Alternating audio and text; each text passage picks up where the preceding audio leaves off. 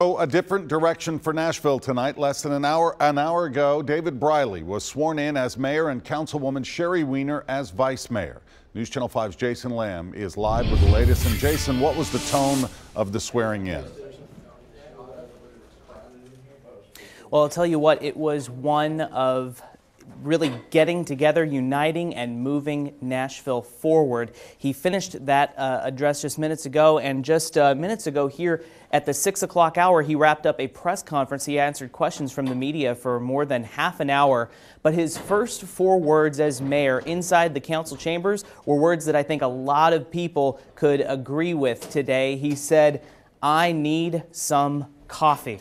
But then he dove right in, talking about the importance for uniting, especially around the transit referendum that is getting so much attention right now in the May election. He said even on this unprecedented, unanticipated day, he asked council members, "Will you help me move this city forward?" A lot of that, he said, is going to be focused on getting people to vote yes on that transit referendum that is going to be up for voters in May.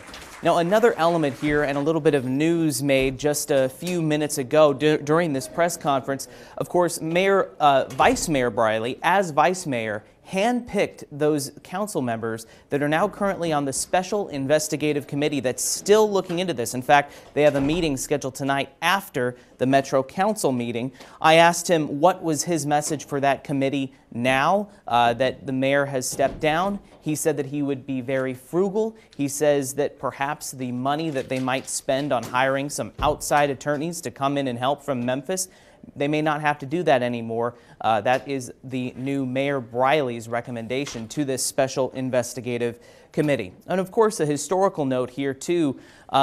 Mayor Briley's grandfather, Beverly Briley, was the first mayor of the unified Metro government. And I asked him what he would think of this day as his grandson now becomes the next mayor of Nashville. He said that he thinks today that Beverly Briley would say that this really shows the faith of the people of Nashville. He said just like when his grandfather was elected in 1962, it was a troublesome time where people had to unite and come together to move the city forward. He says those same sentiments can apply today. Live in Nashville, Jason Lamb, News Channel 5. Jason, thanks for that report. Now that Nashville has a new mayor, we're reviewing how Mayor David Briley has been a force in Metro government for years. News Channel 5's Jonquil Newland is at City Hall. And Jonquil, as we've heard, the Briley family has a pretty long history in Nashville. Yeah, good evening, Vicki. A long history indeed. Many newer residents in Nashville may not realize that the Briley Parkway is actually named after a member of the Briley family. Now, Mayor David Briley is a practicing attorney. The 54-year-old was elected as vice mayor in 2015. He will now serve as mayor until a future election is held that may happen in August. Now, many believe he may run to become the full-time mayor, and if elected, that would mean he'll serve as mayor until the end of Barry's term, which would end in August of 2019. Briley ran for mayor in 2007, but finished 5th in that race. That year, Carl Dean was elected mayor. Briley, who's a former 2-term at-large councilman, is the grandson, as you heard of my colleague say, of Metro Nashville's first ever mayor, Beverly Briley. Now, the mayor lives in Salem Town with his wife, Jody, who's also an attorney, and their son, Sam, is in high school here in Metro.